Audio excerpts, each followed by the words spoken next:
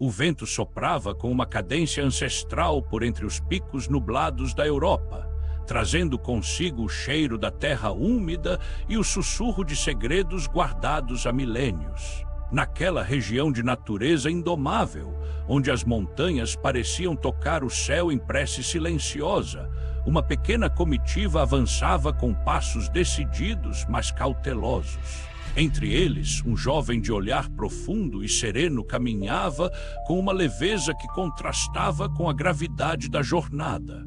Ele não era apenas mais um viajante em uma caravana comercial. Ele carregava em si uma presença que parecia harmonizar o ambiente ao seu redor. A expectativa no ar era palpável, pois o destino final não era um mercado de especiarias ou uma feira de tecidos, mas o refúgio de um homem que havia se tornado lenda. O velho druida da montanha. O sol, escondido por nuvens carregadas, lançava uma luz difusa sobre as encostas, criando uma atmosfera de mistério e reverência. José de Arimateia, o mentor e protetor daquela expedição, observava o jovem com um misto de admiração e zelo, ciente de que cada passo dado naquela terra estrangeira era uma peça fundamental em um mosaico divino que apenas começava a se revelar. A jornada exigia paciência, pois as forças da natureza pareciam testar a determinação dos viajantes, lembrando-os de que os portais da sabedoria não se abrem para os apressados, mas para aqueles que sabem ler os sinais do tempo e do espírito. O que os esperava no topo daquela montanha sagrada era mais do que um encontro entre homens. Era o choque silencioso entre tradições milenares e uma nova luz que prometia redefinir o entendimento humano sobre o sagrado. Enquanto o vilarejo mais próximo começava a surgir no horizonte, uma certeza pairava silenciosa. O mundo, a partir daquele encontro, jamais seria visto da mesma forma por aqueles que ali estavam. O silêncio da montanha guardava a chave para perguntas que a humanidade sequer ousara formular. E o jovem Galileu parecia ser o único capaz de girar essa chave com a autoridade de quem conhece a origem de todas as coisas. O mistério se adensava à medida que as sombras da tarde se alongavam, preparando o palco para um diálogo que atravessaria as eras. A caravana de José de Arimateia não era uma expedição comum, e a presença do jovem nela trazia uma aura de excepcionalidade que não passava despercebida pelos olhos atentos dos anfitriões celtas. A paisagem europeia, com suas florestas densas e rios caudalosos, servia de pano de fundo para um intercâmbio que ia além das moedas de ouro e das trocas de mercadorias. José, homem de vasta cultura e influência, percebera que a sacerdotisa Douman mantinha um olhar inquisitivo sobre o rapaz. Para os druidas, a intuição era uma ferramenta tão afiada quanto o aço, e algo na vibração do jovem Galileu clamava pela atenção deles. José, agindo com a prudência de quem navega em águas profundas, decidiu que era hora de redimensionar a imagem de seu protegido. Ele explicou a Douman que o jovem não estava ali apenas para auxiliar nos negócios terrestres, mas porque possuía uma alma sintonizada com os mistérios dos céus e da terra, vaticinados pelos profetas de seu povo. Essa revelação, feita em tom de confidência, mas carregada de peso, espalhou-se rapidamente entre os druidas como um fogo em palha seca. O rapaz judeu, que preferia a companhia dos caravaneiros à pompa dos reis, tornara-se o centro de todas as conversas. No entanto, o caminho para o topo da montanha foi subitamente bloqueado por chuvas torrenciais que transformaram as trilhas em lama escorregadia e perigosa. A natureza parecia impor um compasso de espera, um intervalo necessário para que os corações se preparassem para o que estava por vir. Tiveram de pernoitar mais uma vez perto do vilarejo, seguindo os costumes locais de separação de grupos durante a refeição. Jesus, no entanto, foi convidado a sentar-se com os reis e os druidas, um gesto que rompia com as formalidades habituais e sinalizava a importância de sua presença. Ali, sob o teto improvisado e o calor das fogueiras, o ambiente estava carregado de uma curiosidade intelectual e espiritual. Os celtas, conhecidos por sua sede de conhecimento e respeito pelos mistérios, estavam ansiosos para entender o que movia aquele povo vindo de terras tão distantes. O ar estava saturado pela fumaça das ervas e pelo som metálico das armas sendo limpas, mas o verdadeiro combate que se aproximava era o das ideias, onde as tradições do passado se encontrariam com as revelações do futuro.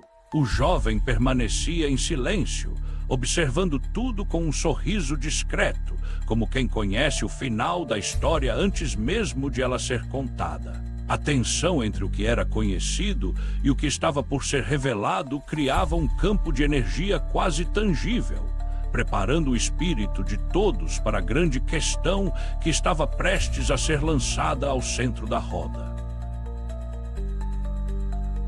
Durante o jantar, a conversa tomou um rumo profundo quando o rei Torden, com a franqueza típica dos líderes guerreiros, questionou José de Arimateia sobre o temido Deus dos judeus. A fama de Javé, o Deus que intervinha na história com mão de ferro, havia chegado àquelas terras através dos bardos, que mantinham as lendas de outros povos vivas através de suas canções. José, buscando as palavras certas para descrever o indescritível, falou sobre os pactos firmados com os patriarcas, desde Adão até Abraão, e sobre a figura central de Moisés, que libertara o povo da escravidão no Egito.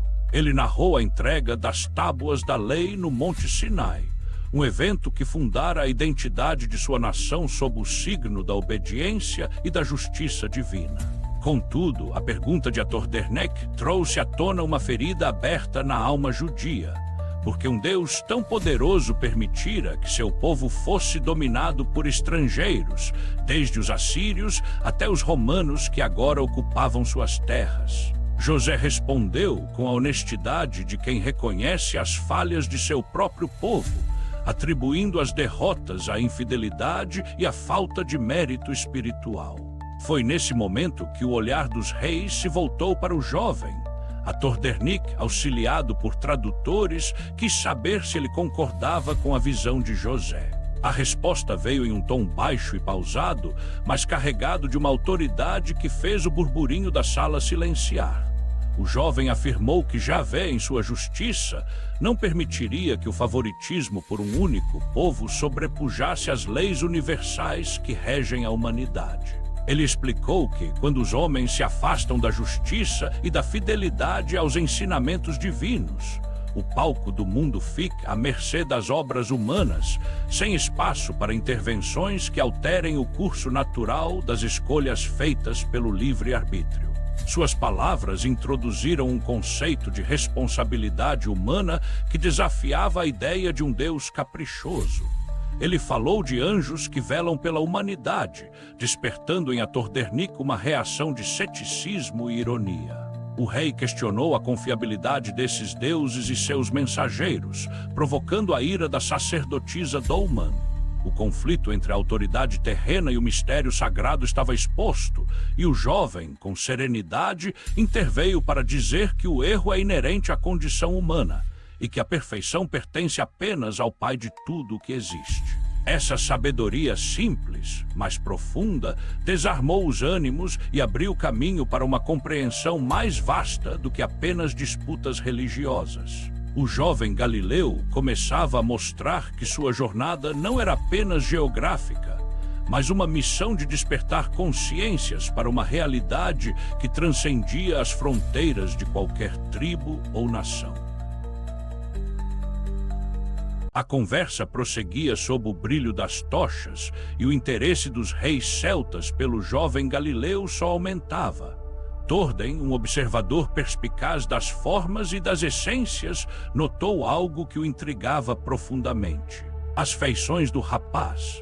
Ele comentou que, embora conhecesse muitos judeus e visse a semelhança familiar entre José de Arimateia e seus companheiros, o jovem possuía traços que pareciam estranhamente familiares aos celtas, distantes do fenótipo comum de seu povo. José de Arimateia, sempre pronto a fornecer explicações históricas e genealógicas, interveio para explicar a origem galileia de Jesus.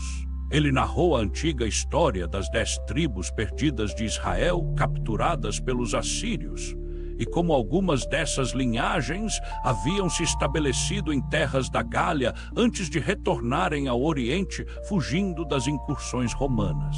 Essa ponte histórica entre os povos criou um novo nível de conexão e respeito mútuo. José explicou que a Galileia era um caldeirão de influências, o que muitas vezes levava os judeus da Judéia, que se consideravam puros, a verem os galileus e samaritanos com preconceito. Ele mergulhou nas divisões internas do povo judeu, descrevendo as tensões entre fariseus, que defendiam a lei de forma rígida, e saduceus, que eram mais abertos à cultura helênica e já começavam a vislumbrar a ideia de um Deus que transcendia a figura nacional de Javé. Enquanto José falava, o jovem permanecia em um silêncio contemplativo, como se aquelas divisões humanas fossem apenas sombras passageiras diante da luz eterna que ele conhecia. O clima de descontração dos celtas, que debatiam livremente independentemente de seus cargos, contrastava com a seriedade formal dos judeus, criando uma dinâmica de aprendizado mútuo. As apostas emocionais subiam, pois ficava claro que aquele encontro não era fruto do acaso. O jovem não era apenas um viajante, ele era o elo entre um passado fragmentado e um futuro de unidade. A noite avançava e o cansaço físico era vencido pela eletricidade das ideias compartilhadas. Quando finalmente se recolheram para o descanso, o silêncio que se seguiu não era de vazio, mas de gestação. Cada alma presente naquela tenda levava consigo uma semente de questionamento sobre sua própria identidade e sobre o papel do divino na governança do mundo.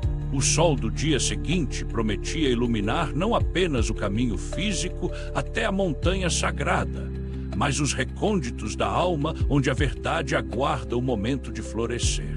O palco estava montado para o encontro com o venerável Mordom, e a tensão entre o humano e o divino estava prestes a atingir seu ápice. Nas primeiras horas da manhã, antes mesmo que o sol atingisse o seu ponto mais alto no céu, a comitiva finalmente alcançou a montanha sagrada. A vegetação densa abria caminho para uma imponente formação rochosa, onde o silêncio era interrompido apenas pelo canto das aves e pelo murmúrio do vento nas fendas. Ali, em uma caverna de aspecto singular, vivia o venerável Mordom, um druida que decidira se isolar do mundo para mergulhar nas profundezas da vida divina. O encontro foi marcado por uma alegria visível. Mordom e José de Arimateia se abraçaram com o calor de velhos amigos que compartilham segredos indizíveis. Os reis, generais e druidas locais apresentaram seus cumprimentos protocolares, mas o olhar de Mordom logo se fixou no jovem que acompanhava José. Houve uma reverência mútua, um reconhecimento silencioso que atravessava as aparências externas. A caverna estava forrada com peles, criando um ambiente acolhedor e rústico que convidava à introspecção. Após as conversas formais com os reis sobre assuntos políticos e estratégicos, o espaço foi finalmente liberado para que a essência espiritual do encontro pudesse emergir. José e o jovem retiraram-se momentaneamente para permitir a privacidade dos monarcas, mas logo foram chamados de volta para o círculo íntimo do druida. Enquanto os outros druidas se afastavam para realizar seus próprios rituais, o cenário ficou restrito a Mordom, o jovem e José. O diálogo que se seguiu foi uma teia delicada de sabedoria e afeição. O jovem observava Mordom com um sorriso que parecia abraçar toda a existência do velho mestre, enquanto este o estudava com uma curiosidade reverente. José de Arimateia, percebendo que sua presença física poderia ser necessária em outros afazeres, levantou-se para organizar os preparativos da caravana, deixando os dois seres especiais sozinhos. O silêncio que se instalou na caverna não era desconfortável, era o silêncio de dois mundos que finalmente se encontravam. Mordom quebrou o gelo comentando que, embora José falasse do jovem com admiração, ele ainda não tinha plena consciência da magnitude do poder divino que o rapaz carregava. O jovem, brincando com 3 pequenas pedras que recolhera do chão, respondeu com uma pergunta que devolvia o desafio ao druida: se o próprio Mordom sabia o tamanho de sua própria divindade. A conversa deixava de ser sobre o mundo dos homens e passava a ser sobre a essência do espírito. Mordom confessou que, em sua juventude, perdera tempo com armas e competições antes de despertar para o potencial divino que habitava em si. Ele observou com um toque de admiração a forma como o jovem se referia ao divino. Ele o chamava de pai. Esse detalhe, aparentemente simples, revelava uma intimidade com o sagrado que o druida reconhecia como a marca dos grandes espíritos. O clima de revelação se aprofundava e a caverna parecia pulsar com uma energia que não pertencia a este mundo.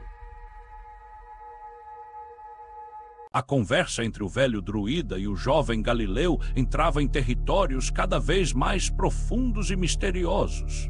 Mordom, que já havia vivido cerca de 1.700 luas, sentia-se pronto para deixar a vida terrena e retornar à existência sem fronteiras. Ele compartilhara sua vida com discípulos queridos, como Dolman, a quem considerava filhas de sua alma, guiando-as no caminho do bem e da redenção. No entanto, sua missão fora de natureza discreta, quase invisível para o mundo dos homens. Ele revelou que sua atuação se limitara a observar e educar aqueles que estavam próximos, sem intervir diretamente no curso da história humana. Jesus, ouvindo o relato do mestre druida, percebeu a diferença fundamental entre as trajetórias de ambos. Enquanto Mordom buscava o aperfeiçoamento pessoal e o apoio aos seus afetos na solidão de seu laboratório espiritual, o jovem sentia que seu destino estava atrelado a um testemunho de amplitude universal. Ele confessou que a hora determinada pelo pai ainda não o abraçara plenamente, mas que pressentia a necessidade de um alinhamento filosófico com o pai incognoscível, aquele que está além das percepções transitórias da humanidade. Mordom, com a sabedoria de quem atravessou séculos de contemplação, perguntou a qual pai ele se referia especificamente: ao Criador de humanos e anjos que peleja pelo progresso do mundo ou ao absoluto indescritível. O jovem explicou que, embora devesse obediência ao plano do Criador deste universo, sua essência estava ligada à vontade suprema do Pai incognoscível. Mordom percebeu que o rapaz era aquele por quem muitos homens de sabedoria esperavam através dos tempos. Sua simples presença em terras tão distantes de sua casa era um sinal de que seu espírito buscava abraçar a família humana em todas as suas expressões, tentando compreender a limitação da percepção daqueles que habitam a terra. O druida expressou sua preocupação. O mundo, em sua visão temporal curta, pouco valorizaria o testemunho do jovem, a menos que as sementes fossem lançadas em corações já propensos ao crescimento. O jovem, no entanto, revelou uma visão que transcendia o imediato. Ele não se tornara humano apenas para o seu próprio tempo, mas para deixar um legado que frutificaria em um futuro longínquo. Ele falou sobre uma futura volta ao mundo, não mais como um homem nascido da carne, mas como a manifestação plena da vontade divina, vindo para concluir o que o Criador começara. Ele citou as revelações feitas ao patriarca Enosh, anunciando o julgamento daqueles que se perverteram e a preservação das boas árvores que herdarão o mundo. A complexidade dessa missão deixou Mordom em um estado de perplexidade e respeito, pois a proposta do jovem envolvia uma interferência direta no mérito amoroso da humanidade, algo que poucos da fraternidade divina ousariam fazer. A atmosfera na caverna tornou-se densa, quase elétrica, à medida que os dois seres mergulhavam nos detalhes da missão que o jovem abraçara. Mordom, acostumado à disciplina da respiração e à pacificação da mente, lutava para compreender a magnitude do sacrifício que o rapaz parecia disposto a enfrentar. Ele questionou se o jovem, possuindo todo o poder do alto e a autoridade celestial, realmente resistiria a usá-lo para evitar o peso da ignorância e do sofrimento humano. O jovem respondeu com uma clareza desarmadora: de que adiantaria o poder se o objetivo era o progresso da família humana através do exemplo e do mérito. Ele afirmou estar submetido às leis do tempo e da matéria, assim como todos os outros seres, mas com a diferença de que suas ações teriam o condão de redimir as ovelhas que o pai lhe confiara. Essa expressão, nossas ovelhas, tocou Mordom profundamente, embora ele admitisse que não tinha a mesma disposição para sofrer por uma humanidade que ele considerava carente de merecimento. O druida observou que sua irmandade, especialmente aqueles nas terras dos Brahmanes, focava na educação e no testemunho silencioso, mas evitava influenciar diretamente a história evolutiva.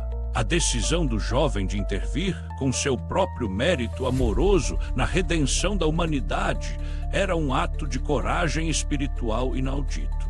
O jovem explicou que essa decisão fora tomada em unicidade com o pai, após perceber que a dispersão dos caídos por diversos mundos seria perigosa para a harmonia universal. A Terra tornara-se o palco onde essas energias deveriam ser congregadas e transformadas. Mordom, embora hesitante, começou a vislumbrar a estratégia divina por trás daquela encarnação. O jovem não pretendia confrontar as forças políticas ou as inteligências que dominavam o mundo com violência, mas sim desafiar os valores que a humanidade cultivava. Ele se submeteria às potências dominantes quando chegasse a hora, se essa fosse a vontade superior. Mordom sentiu uma gratidão imensa por aquele diálogo, reconhecendo que o zelo operoso do jovem revelava aspectos do amor divino que ele próprio, em sua reclusão, não havia explorado. O timbre da voz de Mordom mudou, carregado de uma solenidade que parecia invocar forças ancestrais. Imediatamente, a caverna foi preenchida por presenças invisíveis, entidades excelsas que assessoravam o druida e que agora se manifestavam para prestar homenagem ao rapaz que ainda era um desconhecido para o grande público. Foi um momento de comunhão vibracional, onde o som e o silêncio se fundiram em um hino de respeito àquele que viera para servir. O ápice do encontro ocorreu quando o silêncio foi preenchido pela manifestação de seres de outras esferas, que orbitavam ao redor da conversa como estrelas em torno de um sol central. Mordom, utilizando a ciência dos sons perdidos, criou uma ponte entre o visível e o invisível para honrar o jovem mestre. Foi nesse instante que o druida questionou se os líderes do exílio, aqueles que haviam se rebelado contra a harmonia divina e agora governavam as sombras da terra, já haviam percebido a presença do jovem. A resposta foi negativa. O jovem ainda não se associara a eles em vibração, embora soubesse que esse encontro seria inevitável.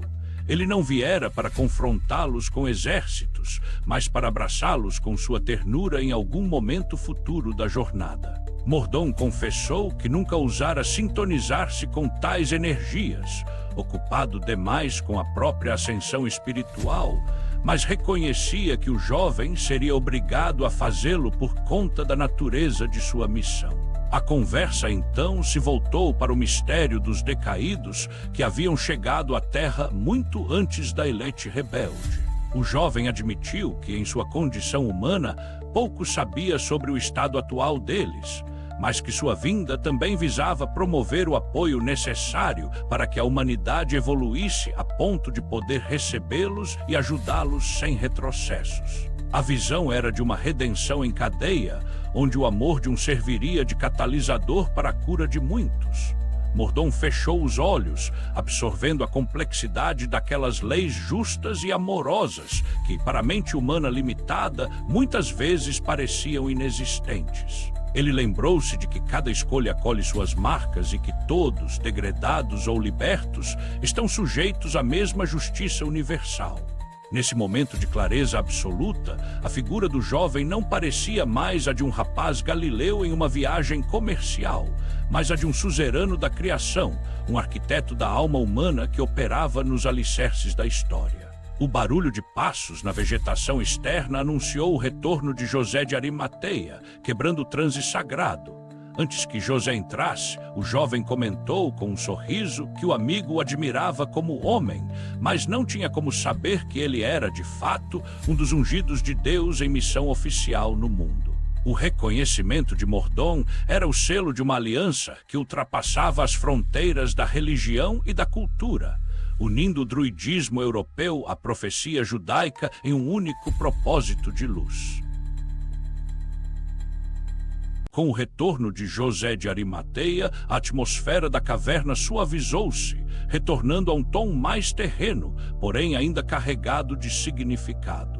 José trazia notícias de negócios promissores com o filho de um chefe celta, demonstrando como a vida cotidiana continuava a pulsar paralelamente aos grandes eventos espirituais. Ele sentou-se entre os dois, brincando sobre a curiosidade que sentia em relação à conversa que eles haviam mantido durante sua ausência. José mencionou a figura do patriarca Enosh, comparando sua própria curiosidade à surpresa que Enosh deve ter causado em sua família ao retornar de suas viagens celestiais. Mordaunt, interessado nas tradições do povo de José, pediu que ele falasse mais sobre esse personagem envolto em mistérios temporais. O jovem Galileu, então, assumiu a palavra para explicar a verdadeira importância de Enosh. Ele o descreveu como o primeiro a anunciar a origem da humanidade e as múltiplas dimensões da vida eterna. Enosh fora escolhido para informar ao mundo que, no futuro, um membro da hierarquia divina se faria igual ao homem para validar os direitos celestiais daqueles vinculados ao bem. O jovem afirmou, com uma serenidade impactante, que ele era aquele filho do homem a quem Enosh se referira. Ele explicou que o patriarca fora o único humano a surpreender a hierarquia divina com sua retidão, o que o poupara da experiência da morte comum. Enosh era a voz que anunciara o julgamento moral de toda uma geração e deixara as sementes da verdade no jardim terrestre, embora muitas tivessem sido transformadas em pó por aqueles que se ligaram ao maligno. José de Arimateia, aproveitando o momento de revelação, sentiu o peso daquela informação. Ele hesitou, mas acabou perguntando se o jovem era o ser que Enosh descrevera sentado no trono celestial. O jovem sorriu diante da dúvida do amigo, buscando pacificar seu espírito. Ele explicou que, embora fizesse parte da mesma corrente emanada do Pai e tivesse estado com Enosh em suas ascensões aos céus, ele não era o ser supremo mencionado no trono, mas um trabalhador em uníssono com a vontade divina. A distinção era sutil, mas fundamental. Ele representava o amor do Pai, mas não se confundia com a fonte absoluta e incognoscível. A consequência imediata dessas palavras foi um silêncio profundo no coração de José, que começava a vislumbrar a hierarquia dos mundos e o papel monumental que seu protegido desempenhava naquele cenário cósmico. A realidade física da caverna parecia pequena demais para conter a vastidão daquelas revelações. A conversa prosseguiu com uma explicação técnica e espiritual sobre as entidades que povoavam as escrituras judaicas.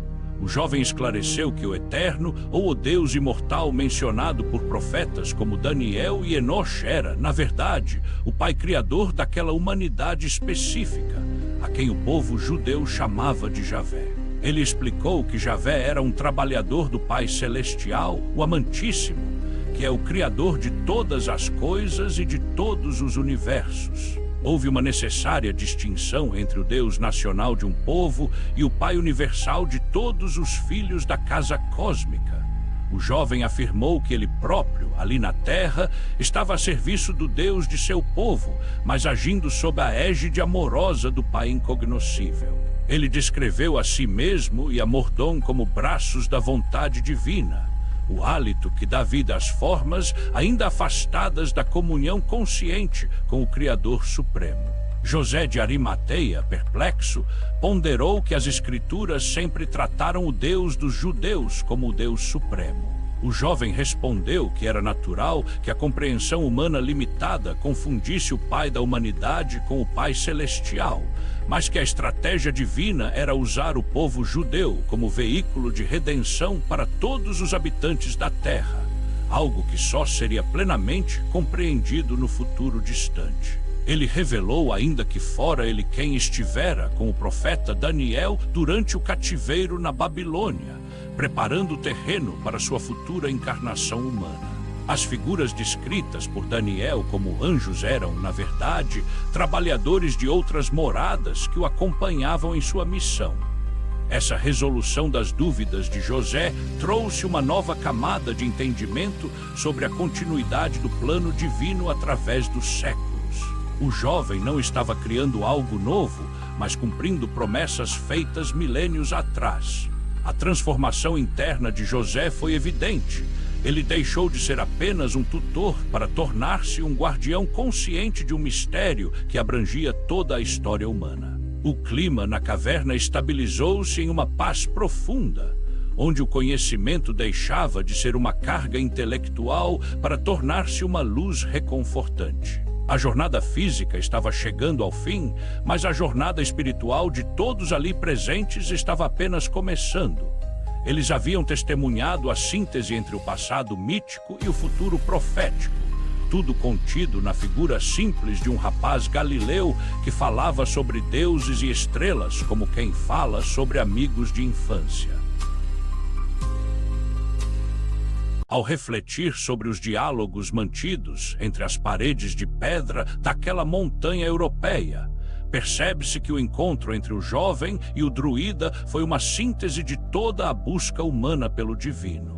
Mordom representava a sabedoria ancestral da terra, o conhecimento que se adquire através da introspecção e do respeito aos ciclos da natureza. O jovem, por outro lado, trazia a revelação do amor ativo, da intervenção sacrificial que não busca apenas o próprio aperfeiçoamento, mas a elevação de todo um coletivo. A conversa sobre Enosh e as múltiplas moradas do Pai revelou que a espiritualidade não é um caminho isolado, mas uma teia complexa de responsabilidades e méritos compartilhados. A distinção entre o Deus incognoscível e as divindades criadoras de mundos trouxe uma nova clareza filosófica, libertando a divindade das amarras de preconceitos tribais ou nacionais. O significado profundo daquele capítulo da vida do jovem reside na sua disposição de se submeter às condições humanas, limitando sua própria onipotência para se tornar um exemplo acessível. Ele mostrou que o verdadeiro poder não reside na dominação, mas na capacidade de semear verdades que resistem ao tempo. A semente deixada por Enosh, mencionada como tendo sido transformada em pó por mãos malignas, encontrava no jovem o seu novo solo fértil. Ele não estava ali para restaurar um passado glorioso, mas para arquitetar um futuro onde a humanidade pudesse, enfim, reconhecer-se como parte de uma família universal. O encontro na montanha sagrada foi o ponto de convergência, onde a sabedoria celta e a revelação judaica se fundiram em um entendimento superior. O de que todos somos focos do poder do Pai, cada um em sua escala e missão.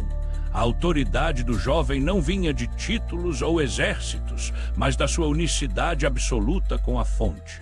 A síntese final é a percepção de que a história da humanidade não é um conjunto de eventos aleatórios, mas um projeto cuidadosamente administrado por seres que, por amor, escolhem mergulhar na densidade da matéria para guiar seus irmãos menores. O mistério de Daniel, Enosh e Javé tornava-se, através da voz do jovem, uma narrativa coerente de evolução e esperança, preparando o ouvinte para a mensagem final de que a divindade habita em cada gesto de entrega e busca pela verdade.